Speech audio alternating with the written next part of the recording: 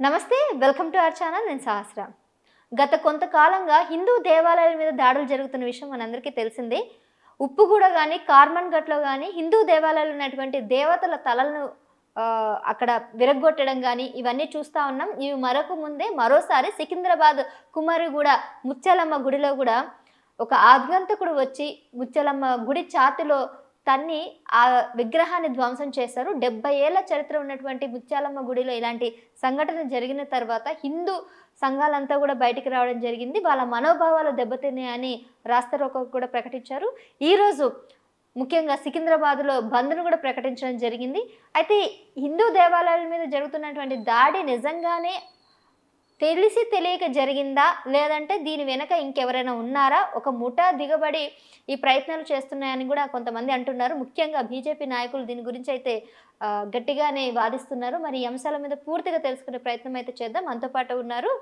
Bharatiya Janata party రాష్ట్ర అధికార ప్రతినిధి అయినటువంటి రాజనేత గారు ఆయన అడుగుదాం ఆయనతో మాట్లాడదాం అసలు ఏం జరిగింది ఏంటనేది నమస్తే అండి నమస్తే అండి ముత్యాలమ్మ గుడి మీద జరుగుతున్నట్టు వివాదం రోజు రోజుకి పెద్దగా అవుతుందే తప్ప ఇది సమస్య పోవట్లేదు అంటే అక్కడ ఎవరైతే ఆగంతకుడు చేసిన పనికి ఆల్రెడీ పట్టుకున్నారు పోలీసులు విచారిస్తున్నారు అతనికి మానసికంగా కూడా బాగాలేదు తను ట్రీట్మెంట్ చేస్తున్నాం అనేసి ఒకవైపు ప్రభుత్వం కూడా చెప్తుంది పోలీసులు కూడా చెప్తున్నారు ఈలోపే మీ అంటే మీ పార్టీ వాళ్ళని చెప్పక్కర్లేదు కానీ హిందూ ధర్మం మీద ఎవరైతే ఇష్టం ఉన్న వాళ్ళంతా కూడా ఒక్కసారిగా వచ్చి ఈ వివాదాన్ని పెద్దగా చేస్తున్నారు గొడవలు అయితే ఎక్కువగా సృష్టిస్తున్నారు ఎందుకని అసలు ఏం జరుగుతుందని ఈరోజు దేశంలో ఉన్నటువంటి 80 కోట్ల మంది హిందువుల యొక్క మనోభావాల మీద జరిగినటువంటి దాడిగా దీన్ని మేము చూస్తూ ఉన్నాం ఎందుకంటే మీరు చూడండి భారతదేశానికి స్వాతంత్రం రాకంటే ముందు నుంచి కూడా భారతదేశం మీద అనేక పర్యాయాలు అనేక వ్యక్తులు కుట్రలు కుతంత్రాలు చేయడం దాడులు చేయడం మనం చూసినాం వాళ్ళ యొక్క ముఖ్య లక్ష్యం ఏంటంటే ఈరోజు భారతీయ సంస్కృతిని చెడగొట్టాలి భారతీయ సంస్కృతి సాంప్రదాయాలను కనుమరుగు చేయాలి భారతీయుల మధ్యన ఉన్నటువంటి ఐకమత్యం అనేటువంటి ఏదైతుందో యూనిటీ దాన్ని చెడగొట్టాలి విడగొట్టాలి భారతదేశాన్ని మొత్తం కూడా ముక్కలు చేయనటువంటి ఏదైతే లక్ష్యంతో పనిచేస్తున్నటువంటి కొన్ని అల్లరి మూకలు తీవ్రవాదాన్ని ప్రోత్సహించేటువంటి మూకలు ఏవైతే ఉన్నాయో వాళ్ళు చేస్తున్నటువంటి దుశ్చర్య ఇది ఈరోజు ఒక ఆగంతకుడు హైదరాబాద్ నడిబొడ్డున ఉన్నటువంటి సికింద్రాబాద్ ముత్యాలమ్మ గుడిలో అర్ధరాత్రి చొరబడి దేవీ నవరాత్రులు అత్యంత పవిత్రంగా ఈరోజు భక్తులు అక్కడ అమ్మవారిని 9 రోజుల పాటు విగ్రహ ఆరాధన చేసిన తర్వాత ఈరోజు అక్రమంగా గుడిలోకి చొరబడమే కాకుండా విగ్రహాన్ని కాలుతోని అమ్మవారిని తన్నడం తర్వాత విగ్రహాన్ని మొత్తం కూడా కూల్చేయడం ముక్కలు చేసి అక్కడ పడేయడం ఏదైతే ఉందో ఆ వ్యక్తి ముస్లిం లాగా అయితే కనబడుతుంది కదా 100% ఆ వర్గానికి సంబంధించినటువంటి వ్యక్తే ఈరోజు దేశంలో ఎక్కడ అల్లర్లు చెలరేగినా వాళ్ళ మూలాలు తీస్తే మనం ఈరోజు కేవలం కనిపించేది ముస్లిం సమాజానికి సంబంధించినటువంటి వ్యక్తులే వాళ్ళే ఈరోజు కావాలని ఈరోజు ప్రశాంతంగా ఉన్నటువంటి తెలంగాణ వాతావరణాన్ని చెడగొట్టడానికి ప్రధాన కారణం వాళ్ళే ఎందుకంటే ఇన్ని రోజులు లేని గొడవలు ఇప్పుడు ఎందుకు వస్తున్నాయని మీరు అంటారు దానికి కారణం ఏంటంటే హిందువులు చేతగాని వాళ్ళు హిందువులకు చీము నెత్తురు లేదు హిందువుల యొక్క రక్తం చల్లబడిపోయింది హిందువులు అంటే వాళ్ళని ఎంత తిట్టినా ఎంత కించపరిచినా ఎన్ని అవమానాలకు గురి చేసినా వాళ్ళు తిరిగి మాట్లాడలేరు తిరిగి పల్లెత్తు మాట అనలేరు తిరిగి మేమేం చేసినా అనలేరు అన్నటువంటి ఒక ధోరణిలో ఉన్నటువంటి క్రమం కానీ నేను చెప్పదలుచుకున్నా కొడుకుల్లారా ఈరోజు హిందూ సమాజం మీద ఇట్లా వరుసగా జరుగుతున్నటువంటి దాడులనంతా కూడా హిందూ సమాజం చూస్తూ ఉంది పరిశీలన చేస్తూ ఉంది ఖచ్చితంగా ఈరోజు అమ్మవారి మీద జరిగినటువంటి దాడి ఇది ఒక్కటే కాదు గతంలో కర్మన్ ఘట్లో జరిగింది గతంలో ఉప్పుగూడలో జరిగింది ఈరోజు మీర్పేటలో కూడా ఒక దాడి జరిగినటువంటి సంఘటన మనం చూసినాం కాబట్టి కొడుకుల్లారా ఖబర్దార్ చెప్తున్నాము హిందూ సాంప్రదాయాలను ఎవరైనా తూలనాడినా కించపరిచినా అవమానానికి గురి చేసినా హిందూ సాంప్రదాయాలను కనుమరుగు చేయాలని మా మీద దాడులకు ప్రయత్నాలు చేసినా కానీ ఖబర్దార్ చెప్తున్నా, ఉరికిచ్చి కొడతాం కొరుకులారా మిమ్మల్ని, బట్టలు కూడా తీస్తాం ఈరోజు నడి బజార్లా. మా మీద ఎవరన్నా దాడికి యత్నించాలని చూసినా, మా సాంప్రదాయాల జోలికి వచ్చినా, మా హిందూ దేవి దేవతల జోలికి వచ్చినా బట్టలు కూడా తీసి ఈరోజు నడి బజార్లో ఉరికించి కొడతామని ఈ సందర్భంగా నేను తెలియజేస్తున్నా. ఎవర్రా మీరంతా కొడుకులారా? మమ్మల్ని ఈరోజు కించపరుస్తారా? మా దేవి దేవతల మీద తంతరారా మీరు? కొడుకుల్లారా చెప్పుతున్నా, ఈ సందర్భంగా గుర్తుపెట్టుకోర్రి. మాలాంటి హిందువుల జోలికి వస్తే మీరు అనుకుంటుండొచ్చు వీళ్ళకి చీమునెత్తురు లేదు, రక్తం చల్లబడిపోయిందని అనుకుంటురేమో. ఖబర్దార్ చెప్తున్న బిడ్డల్లారా, మీకు ఏ గతి చేయాలనో ఆ గతి చేస్తాం. ఈరోజు ఒక్కరోజు సికింద్రాబాద్ బంద్కు పిలుపునిస్తే ఎంతమంది వచ్చిరో చూసిరు కదా. బిడ్డ జాగ్రత్త, తస్మాత్ 80 కోట్ల మంది ఒక్కసారి ఉఫ్ఫు అని ఊదితే కొట్టుకొని పోతారు నా కొడకల్లారా చెప్తున్నా. మీరు ఇప్పుడే ఇదే అదునుగా చూసుకొని అల్లర్లు రేపడానికి ఇదే మీకు సాకు. ఎవడు అల్లర్లు లేపేది? ఎవడు? ఇప్పుడు మీరు ఎవడు? ఈరోజు మన ఇండ్లలో తల్లిదండ్రులు ఉంటారు. తల్లిదండ్రుల అక్రమంగా, అన్యాయంగా, కిరాతకంగా ఎటువంటి కారణం లేకుండా మన తల్లిని ఎవడన్నా వచ్చి తంతే ఊకుంటామా మనం?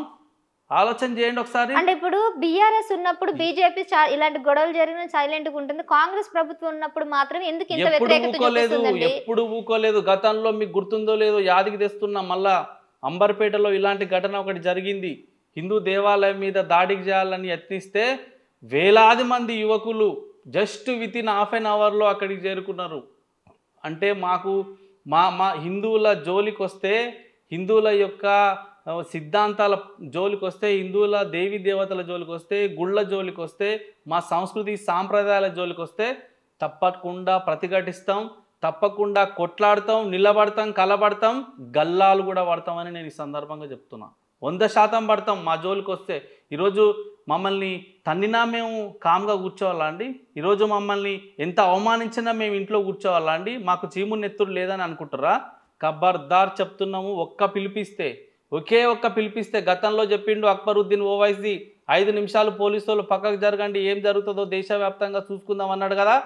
కొడుకులారా, ఇప్పుడు మేము చెప్తున్నాం 5 నిమిషాలు కూడా కాదురా, మాకు ఒక్క నిమిషం చాలు, ఒకే ఒక్క నిమిషం చాలు, మేమేం చేయాలనో మాకు తెలుసు. ఇప్పుడు ఎవరైతే తన్నారో అతను పట్టుకోవడం జరిగింది, తన్ని అరెస్ట్ చేయడం జరిగింది. అతను ఒక మానసిక రోగి అని కూడా తేవడం జరిగింది. మరి అలాంటి మానసిక రోగి ఇలా చేయడం వల్ల ప్రభుత్వాన్ని ఎందుకు విమర్శిస్తున్నారు? ప్రభుత్వం చేసింది ఏంది? దట్ ఈస్ 100% రాంగ్ పర్సెప్షన్ లో ఈరోజు ఎంక్వైరీ జరుగుతూ ఉంది. రాంగ్ వేలో ఈరోజు ఎంక్వైరీ జరుగుతూ ఉంది. ఈరోజు కొన్ని వాస్తవాలు మనం మాట్లాడుకోవాలి సందర్భంగా.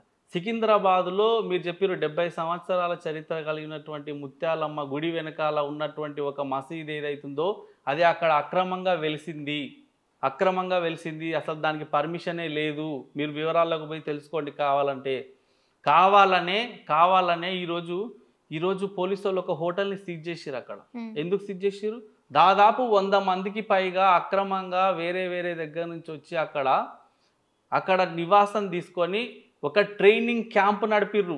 ఒక ట్రైనింగ్ క్యాంపులో ఉన్నటువంటి వ్యక్తి ఈరోజు ఈ దుశ్చర్యకు పాల్పడ్డాడు. ఏం ట్రైనింగ్ నడిపారని మీరు అనుకుంటున్నారు? అది తేల్చాల్సినటువంటి బాధ్యత ఈరోజు ప్రభుత్వం మీద, పోలీసు వాళ్ళ మీద ఉంది. మాకు అనేకమైనటువంటి అనుమానాలు. తెలంగాణ రాష్ట్రంలో శాంతియుతంగా ఉన్నటువంటి వాతావరణాన్ని చెదరగొట్టేందుకు ఈరోజు ఆ అల్లరి మూకలన్నీ దిగినవన్నీ మాకు చాలా అనుమానాలు ఉన్నాయి. ఈరోజు గతంలో గోకుల్ చాటు దగ్గర జరిగినటువంటి బాంబు దాడులు మనకు గుర్తొస్తున్నాయి. చెల్లా చెదురైనటువంటి ఆ రోజు తర్వాత దిల్సుఖ్ నగర్లో జరిగినటువంటి బాంబు దాడులు మనకు గుర్తొస్తూ ఉన్నాయి. ఇట్లాంటి ఘటనలు ఏమన్నా జరుగుతాయేమో అని మాకు చాలా అనుమానాలు ఉన్నాయి. ఎవరెవరైతే అక్రమంగా హోటల్లో దిగి బస చేసి ఆ ట్రైనింగ్ క్యాంపుకు అటెండ్ అయ్యారో వాళ్ళందరి వివరాలు తీయాలి. ఈరోజు కేవలం ఆ హోటల్ను బంద్ చేసి తాళాలేసి ఇంక అయిపోయిందని చెప్పేసి క్లోజ్ చేస్తే కుదరదు. అక్రమంగా చొరబడ్డటువంటి వ్యక్తి ఆ క్యాంపు నుంచే వచ్చిందని వివరాలు ఉన్నాయి. అందులో ఎవరెవరు ఉన్నారు, ఎందుకు ఆ ట్రైనింగ్ జరుగుతుంది, దాని వెనకాల కారణం ఏంది, వాళ్ళ పేర్లు ఏంది, వాళ్ళు ఎక్కడెక్కడి నుంచి వచ్చిర్రు, వాళ్ళ యొక్క భవిష్యత్తు లక్ష్యాలు ఏంది, ఇవన్నీ గుట్టు విప్పాల్సినటువంటి బాధ్యత ఈరోజు తెలంగాణ రాష్ట్ర ప్రభుత్వానికి పోలీసు అయితే మీరు అన్నట్టు పోనీ ఆ ట్రైనింగ్ క్యాంప్ నుంచి వచ్చిన వ్యక్తినే వీళ్ళు అరెస్ట్ చేయడం జరిగింది అని అంటే ఈ పాటికి ఏదో వివరణ అయితే రావాలి కదా, ఎందుకు ఇప్పటికి కూడా ప్రభుత్వం కానీ లేదంటే పోలీసులు కానీ ఒకటే చెప్తున్నారు, అతని మానసికంగా అతనికి బాగోలేదు, ట్రీట్మెంట్ అయితే జరుగుతూ ఉంది, దానికి లై డిటెక్టర్ కూడా పెట్టడం జరిగింది, సో అందువల్ల ఆయన అలా చేశాడే తప్ప ఎవరిని ఉద్దేశించి మత కల్లోలు రేపాలనే ఆలోచన అయితే తనకి లేదని కూడా చెప్తా ఉన్నారు. ఇప్పుడు దీన్ని ఆసరాగా తీసుకొని కావాలని ఇప్పుడు బీజేపీ మొత్తం మీద కాంగ్రెస్ వచ్చిన ప్రతిసారి మత కల్లోలు రేపడానికి సిద్ధంగా ఉంటుందని అంటున్నారు. ఈరోజు నవ్విపోదురు గాక నాకేంటి సిగ్గు అన్నట్లుంది ఈరోజు కాంగ్రెస్ పార్టీ యొక్క వైఖరి. ఈరోజు సాక్షాత్తు దేశంలో ప్రతిపక్ష నేతగా ఉన్నటువంటి మీ రాహుల్ బాబానే పప్పు అనేక సందర్భాల్లో అనేక రకాలైనటువంటి సభలలో మాట్లాడుతూ హిందూ భావజాలం మీద ఎన్నోసార్లు విషం కక్కిండు, హిందూ మతం మీద ఎన్నోసార్లు విద్వేషాలు రెచ్చగొట్టేటట్టు మాట్లాడిండు. దీన్ని బట్టే అర్థమవుతుందిగా ఆ పార్టీ యొక్క సంస్కృతి ఏంది, ఆ పార్టీ యొక్క అగ్రనాయకులే అట్లా మాట్లాడితే కింద ఉన్న వాళ్ళు ఎట్లా మాట్లాడతారో మీకు తెలుసు కదా. గతంలో అన్నాడు మన లోక్సభలో ఉన్నటువంటి ప్రతిపక్ష నేత రాహుల్ గాంధీ గారు ఒక మాట అన్నాడు. ఏమన్నాడు? హిందూ సమాజంలో హిందూ భగవద్గీతలో శక్తి అనే ఒకటి పదం ఉంటుంది, ఆ శక్తి అనే పదం మీదనే మన పోరాటం ఎప్పటికని చెప్పింది తెలుసా. అంటే ఈరోజు అమ్మవారి శక్తి స్వరూపిణి కదా, అమ్మవారి శక్తి స్వరూపిణి కాబట్టే ఈరోజు అమ్మవారి యొక్క విగ్రహాలను ధ్వంసం చేసేటువంటి కార్యక్రమాలకు పిలుపునిచ్చే వాళ్లకు వంత పాడుతుంది ఈరోజు కాంగ్రెస్ పార్టీ. ఎస్, నిజంగా హిందూ సమాజం పట్ల మీకు గౌరవం, ప్రేమ, ఆప్యాయత, అనురాగం ఉంటే, విలువ ఉంటే ఎందుకు మీరు ఘటన జరిగిన ఇన్ని రోజుల తర్వాత కూడా ఒక ఎంక్వైరీకి కమిటీని వేయలేదు, ఒక ఎంక్వైరీ కమిటీని వేసి నిజాలను నిగ్గు తేల్చలేదు ఎందుకు ఇన్ని రోజుల పాటు? కనీసము దాడికి పాల్పడినటువంటి వ్యక్తి వెనకాల ఉన్నదెవరు, ఆ వ్యక్తి మనసులో ఉన్నటువంటి విషయాలు ఏంది, భవిష్యత్ ప్రణాళిక ఏందని తెలుసుకోలేనటువంటి పరిస్థితిలో ఈరోజు తెలంగాణ రాష్ట్ర ప్రభుత్వం ఉంది. పైపెచ్చు ఈరోజు మా హిందూ మతం మీద, మా సాంప్రదాయాల మీద, మా దేవి దేవతల మీద దాడులు జరుగుతున్నవి, వాటిని ఆపాలని హిందూ సంఘాలన్నీ నిరసనలకు పిలుపునిస్తే వాళ్ళ మీద లాఠీచార్జ్ చేస్తారా? పిచ్చి కుక్కలను కొట్టినట్టు కొడతారా? ఈరోజు మీరు ఏమనుకుంటుర్రా? మీరు హిందువులు అంటే అంత లోకువైపోయిరా, అంత విలువ లేకుండా అయిపోయిందా? మా మీద దాడులు జరుగుతున్నవి ఆపండ్రా అని మేమంటే వాళ్ళని ఆపకుండా, వాళ్ళ మీద కేసులు పెట్టకుండా, వాళ్ళని ఎంక్వైరీ చేయకుండా ఈరోజు మా మీద దాడులు ఆపాలని నిరసనలు చేసేటువంటి వాళ్ళ మీద, నిరసనకారుల మీద ఈరోజు లాఠీలు జులిపిస్తారా? మీరు ఎట్లా పడితే అట్లా కొడతారా? వీడియోలు వచ్చినాయి, ఎంత కన్నీళ్ళు వస్తున్నాయి తెలుసా? ఆ వీడియోలు చూస్తుంటే ఘోరంగా ఉరికిచ్చి కొడతా ఉన్నారు పోలీసులు హిందువులను అందరినీ కూడా. ఇది పద్ధతేనా? అడిగే నాదుడు లేడనా? తప్పకుండా నేను చెప్తున్నా, 100% మళ్ళీ రాసి పెట్టుకోండి బిడ్డ. గత చరిత్రలో ఎప్పుడు తోముకున్నా మొఘలుల కానుంచి, తురుష్కుల కానుంచి ఎవరిని చూసినా కానీ హిందూ సాంప్రదాయాన్ని ఛిద్రం చేయాలి, కనుమరుగు చేయాలి, కనపడకుండా చేయాలని ఎవరైతే అనుకున్నారో నా కొడుకులే కనపడకుండా పోయిర్రు. కాబట్టి చెప్తున్నా, 100% ఎవరైతే మా అమ్మవారి విగ్రహాన్ని తన్నిండో నా కొడుకు రక్తం కట్టుకొని చచ్చిపోతాడు. ఇది మాత్రం 100% చెప్తున్నా నేను. ఎందుకంటే అమ్మవారు అంటే శక్తి స్వరూపిణి, మా అందరికీ కూడా చాలా పవర్ఫుల్ అమ్మవారి జోలికి వచ్చినోడు ఎవడు మిగిలడు. ఇన్ కేస్ అమ్మవారి మీద జరిగిన దాడిని ఖండించకుండా ఎవడన్నా ఒత్తాసు పలికినా, వాళ్లకు బాసటగా నిలిచిన నా కొడుకులు కూడా నామరూపాలు లేకుండా పోతారని నేను ఈ సందర్భంగా చెప్తాను. ఇప్పుడు ఈరోజు ముత్యాలమ్మ గుడిలో జరిగిన దాడులు ఏదైతే ఉన్నాయో, గతంలో జరిగినటువంటి ఉప్పుగూడ కానీ కార్మన్ ఘట్లో జరిగిన దాడులు ఇదంతా ఒకరే చేశారన్న మీ అభిప్రాయం? నేను ఒకటే చెప్తున్నా, ఈరోజు హిందువులను ఏకంగా అనియొద్దు, హిందూ పండుగలను ప్రశాంతంగా జరగనీయొద్దు, వీళ్ళందరినీ ఐక్యమత్యంగా ఉండనీయకూడదు అనేది ఏదైతే సంకల్పం తీసుకొని కొంతమంది కుట్రబని చేస్తున్నటువంటి ఏదైతే ఉందో అది చాలా దారుణం, అతి కిరాతకం. దీన్ని ఎక్కడ కూడా ఎవరు కూడా సహించరు. Already national interrogation agency NIA దృష్టికి కూడా పోయింది విషయం. అక్రమంగా ఎవరెవరు వచ్చారు ఏందనేది ఆరాధిస్తూ ఉంది.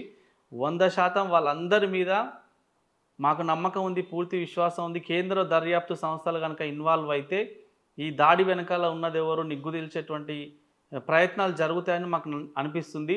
ఇంకొక ముఖ్య విషయం, ఈరోజు సికింద్రాబాదులో హిందూ సనాతన ధర్మం కోసం నిలబడి హిందూ సనాతన ధర్మం కాపాడేటువంటి ప్రయత్నం చేసేటువంటి హిందూ సామాజిక వర్గాల మీద జరిగినటువంటి పోలీసు చర్య ఏదైతే ఉందో, ఏదైతే వాళ్ళ మీద లాఠీలు జుల్పించిరో, అక్రమంగా వాళ్ళని కిరాతకంగా కొట్టిరో, భారతీయ జనతా పార్టీ తరఫున తీవ్రంగా ఖండిస్తున్నాం. దీన్ని పోలీసులు ఒకసారి ఆలోచన చేసుకోవాలని, పునరాలోచన చేసుకోవాలని మేము కోరుతా ఉన్నాం. లేకపోతే రాబోయే రోజుల్లో పరిణామాలను మీరు ఎదుర్కోవాల్సి వస్తుంది.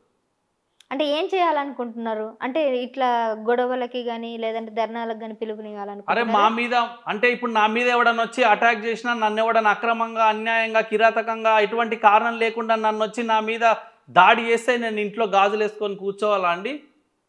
కూర్చోవాలా? వానికి సమాధానం ఏ రకంగా చెప్పాలి? నన్ను దన్నినోని వాడిని తన్నాలా వద్దా? తంతేనే కదా వానికి బుద్ధి జ్ఞానం శరం వచ్చేది.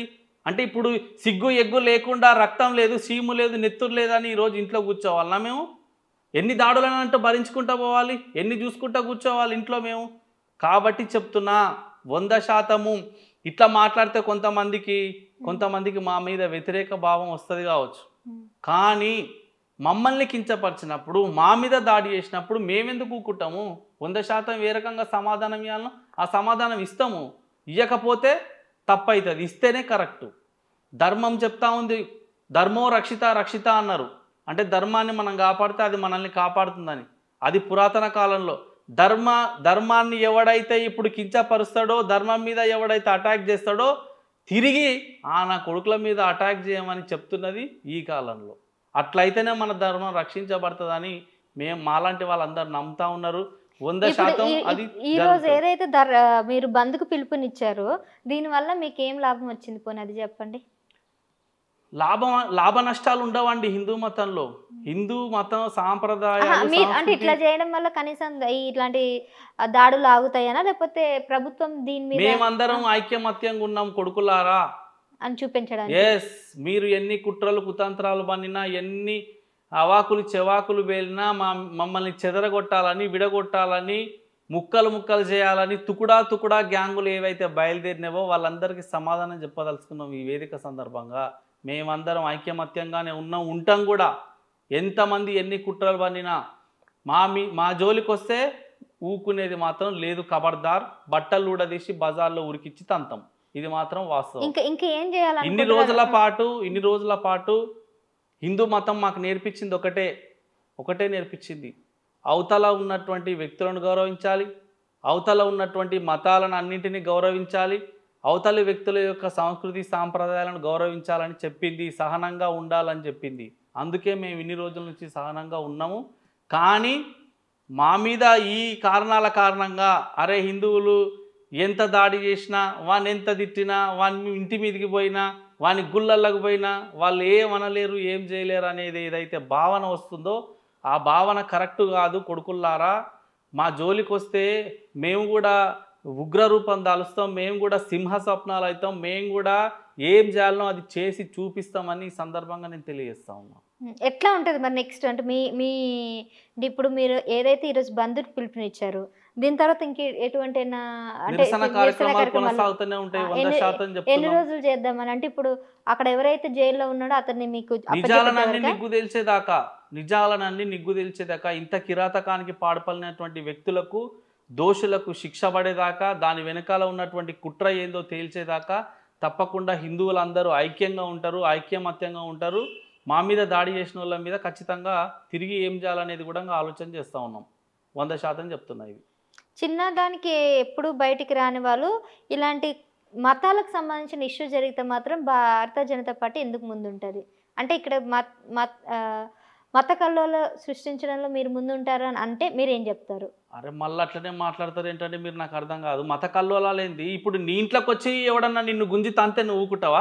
ఒక్క మనిషికి ఏ కారణం లేదమ్మా. నేను చెప్తున్నా, ఇప్పుడు ఫలానా వ్యక్తి ఎవరో కారణం లేకుండా ఎవడో ఆగంతకుడు వచ్చిండు, మీ ఇంట్లోకి వచ్చిండు, మీ ఇంట్లో వాళ్ళ మీద దాడి చేసిండు, కారణం లేదు, సమస్య నువ్వు అప్పుడు ఏం చేస్తావు? ఇంట్లో ఖాళీగా టీవీ పెట్టుకొని ఫ్యాన్ వేసుకొని కూర్చుంటావా?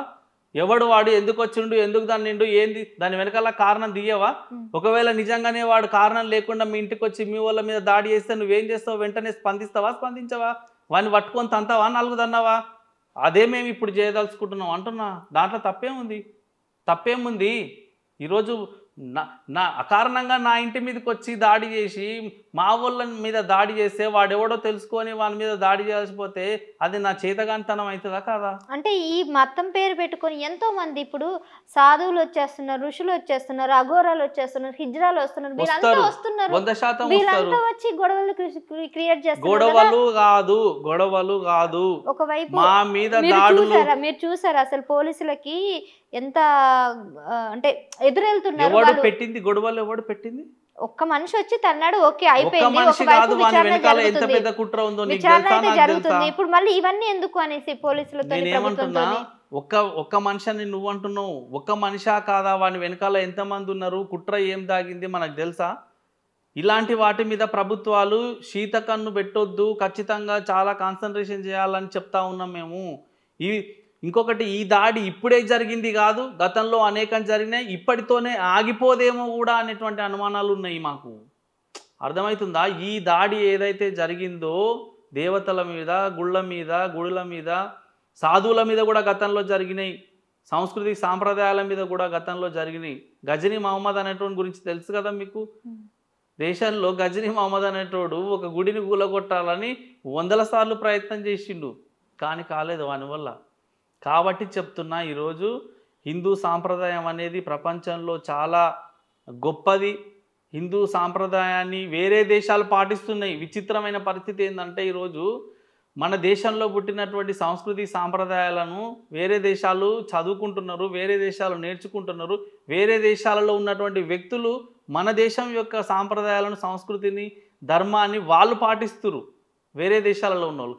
విచిత్రమైన పరిస్థితి ఏంటంటే మన దేశంలో పుట్టిన నా కొడుకులు అర్థం చేసుకోలేక, అర్థం కాక దాని ధర్మం మీద, హిందూ ధర్మం మీద అనేక రకాలైనటువంటి కుట్రలు, కుతంత్రాలు, దాడులు చేస్తున్నారు.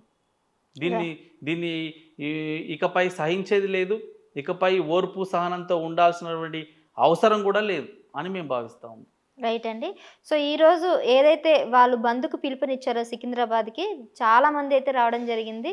సో ఖచ్చితంగా ఎవరైతే ఈ దాడికి పాల్పడ్డారో అతన్ని బయటికి తీసుకురావాలి. ఏ కారణం చేత ఈ విధంగా చేస్తున్నారు, ప్రభుత్వం చెప్తున్నటువంటి నిజాలు అవి అబద్ధాలని చెప్తున్నారు, అది మానసిక రోగి అని చెప్తున్నవన్నీ కూడా వాస్తవాలు అంటున్నారు. దీని వెనకాల ఒక కుట్రపోలితవన్నీ కూడా ఉన్నాయని కూడా అంటున్నారు. మరి దీనికి సంబంధించి పూర్తి వివరాలు కూడా ఇంకొన్ని రోజుల ప్రభుత్వం అయితే మన ముందుకు తీసుకొచ్చే అవకాశం ఉంది. మరి చూద్దాం ఏం జరుగుతుందో. థ్యాంక్ యూ అండి.